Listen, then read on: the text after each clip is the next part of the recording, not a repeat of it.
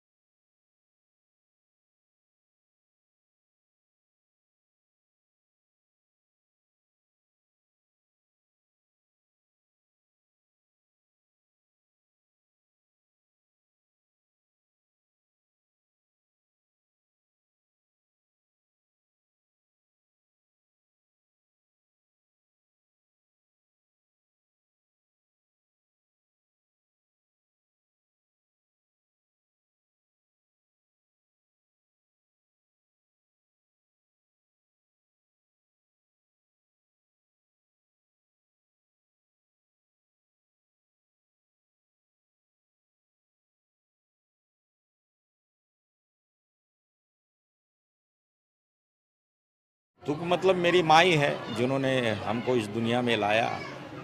माता पिता के बगैर दुनिया कुछ भी नहीं होती है। ये हम बचपन से सीखते आए हैं, उन्होंने हमको सिखाया, अच्छे संस्कार अच्छे विचार दिए। लेकिन मेरा दुर्भाग्य रहा कि मैं बहुत बचपन से घर के बाहर रहा हूँ। मतलब उम्र के मान लो 11वें साल से मैं घर से बाहर हूँ, आज भी घर के बाहर हूँ।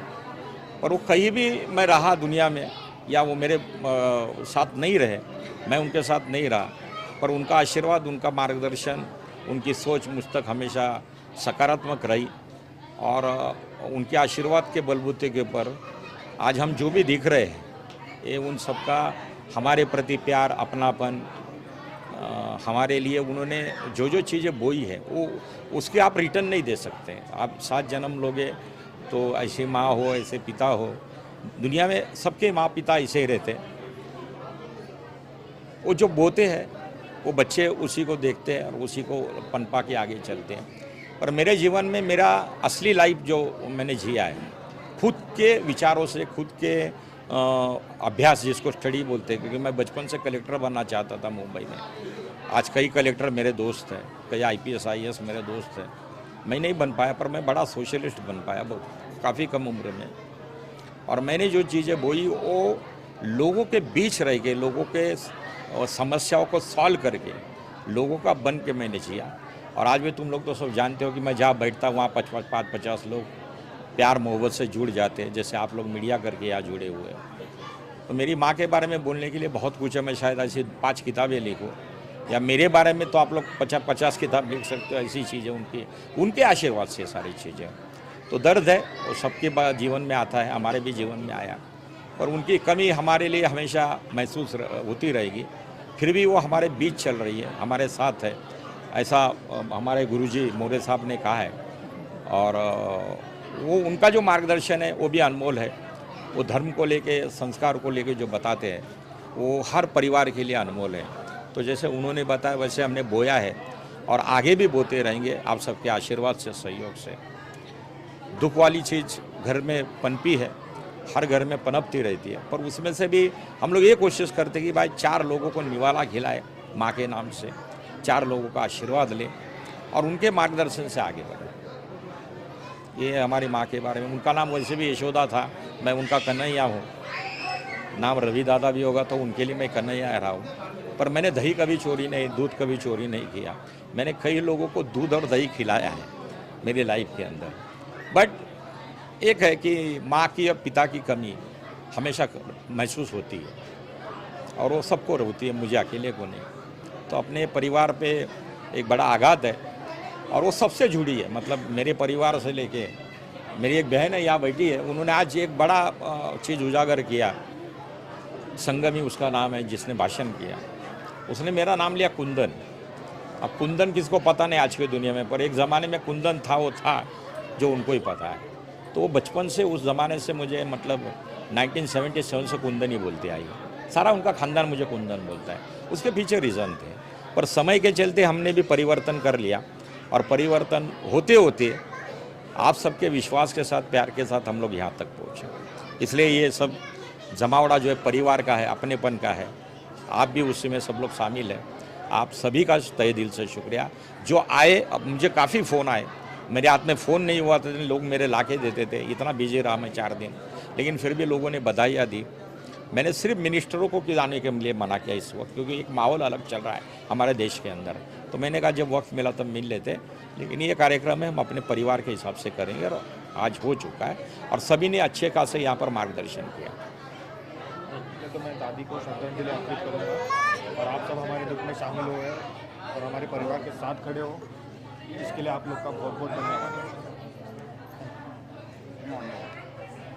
मैं भी दादी को श्रद्धांजलि देना चाहूँगी, और उन्होंने इतना बड़ा परिवार खड़ा किया उसके लिए बहुत शुक्रिया।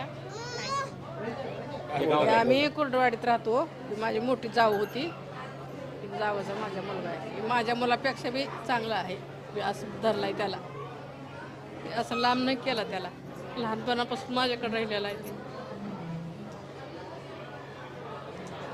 आम्ही लांब राहतो म्हणून आम्ही लांब येणं होत नाही आम्हाला, आता त्याला बी होत नाही, आम्हाला बी होत। एवढंच सांग तुम्हाला, काय नाही मग दुसरं बस।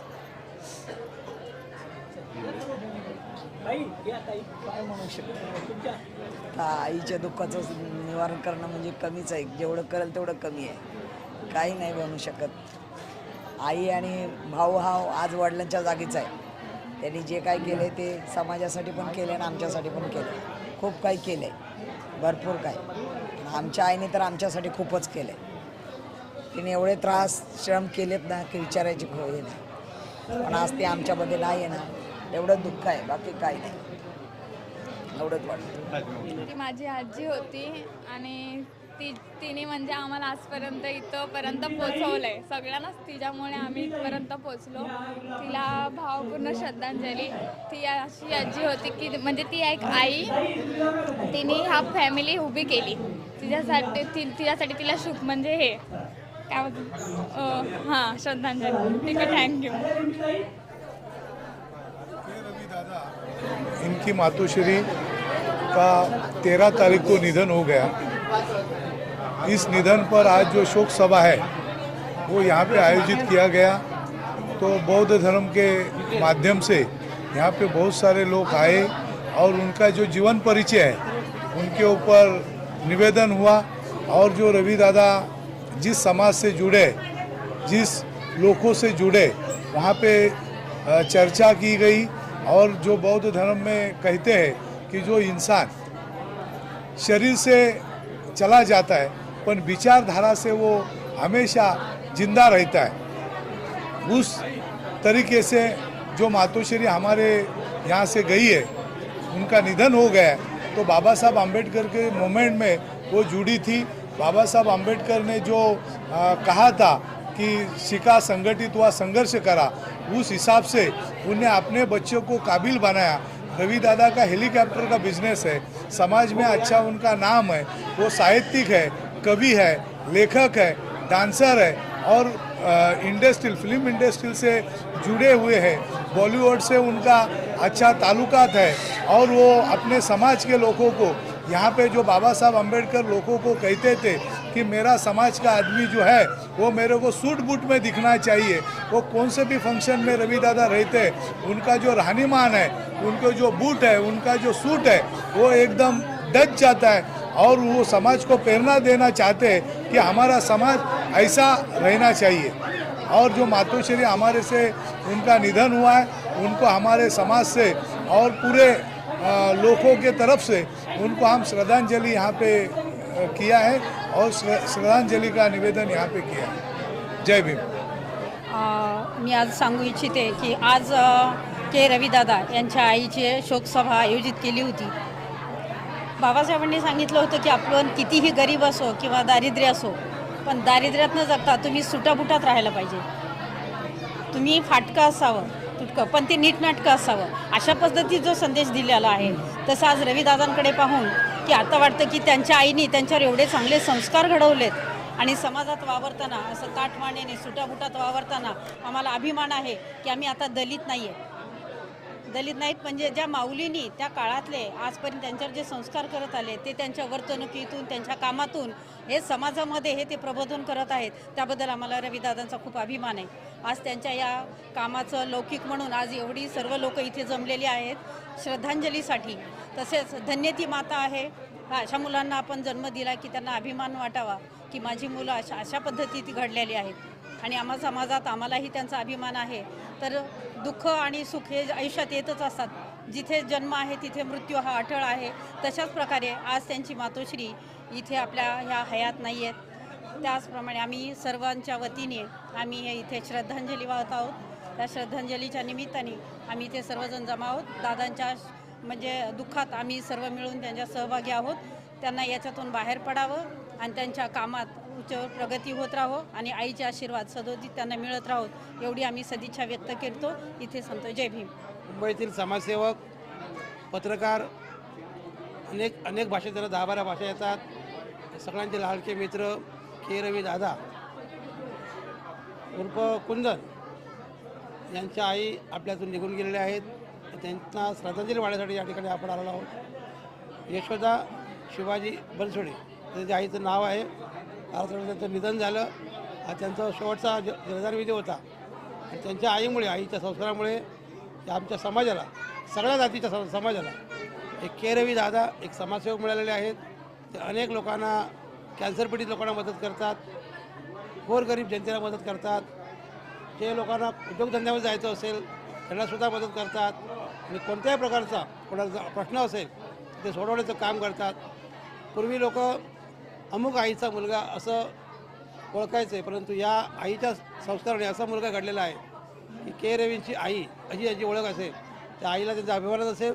तर अशा आमच्या ज्यांनी आमच्या समाजाला एक चांगला नेता घडवून दिला, एक चांगला पत्रकार घडवून दिला, एक समाजसेवक घडवून दिला.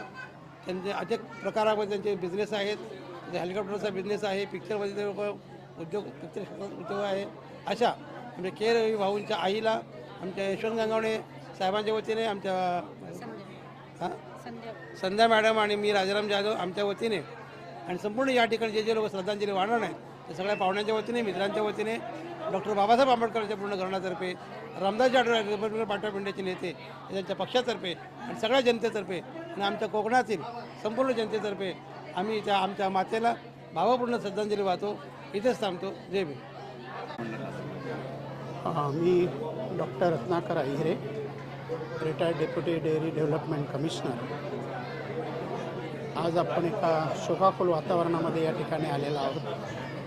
आमचे प्रिय के रविदादा यांच्या मातोश्रींच्या श्रद्धांजलीसाठी आपण या ठिकाणी आलेलो आहोत.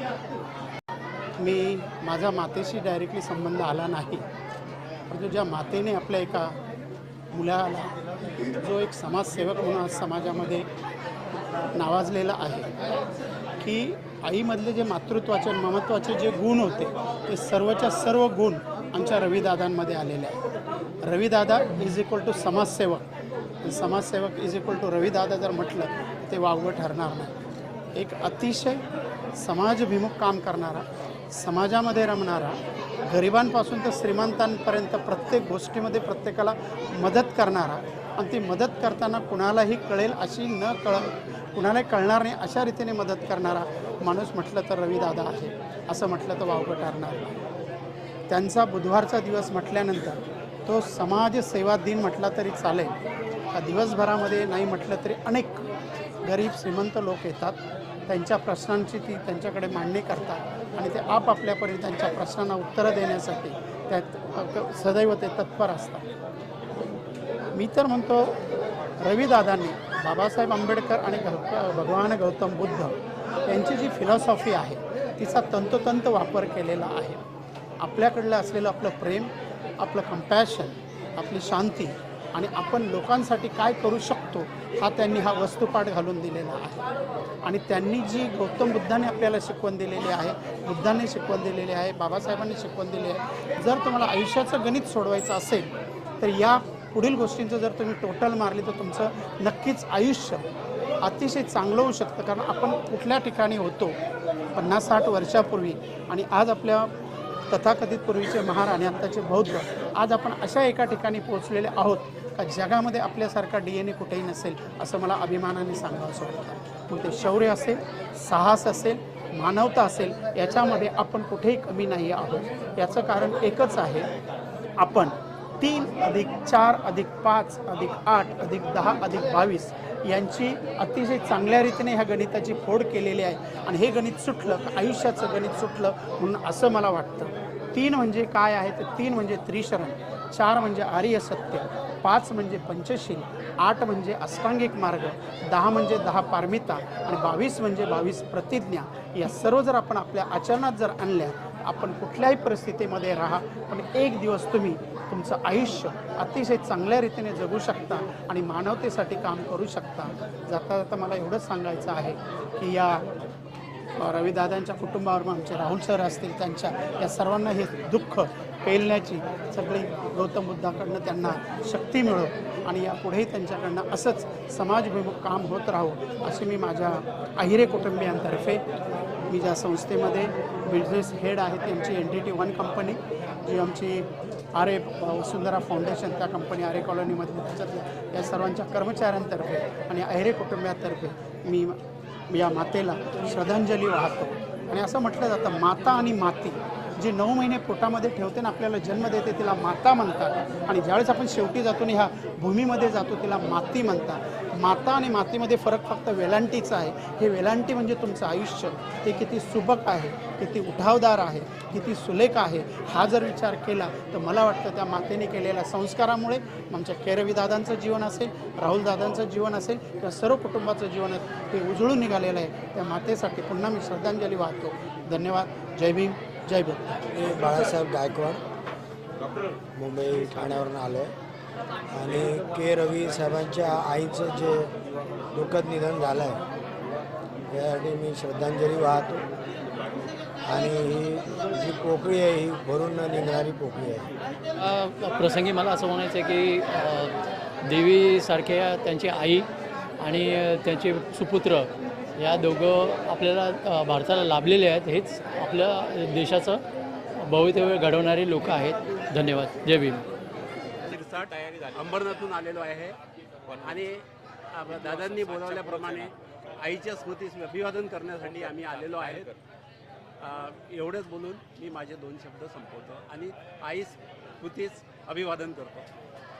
जगताप माझे मित्र रविदादा यांच्या आईची म्हणजे माझीच आई ती त्यांच्या श्रद्धांजलीला मी उपस्थित राहिलेलो आहे.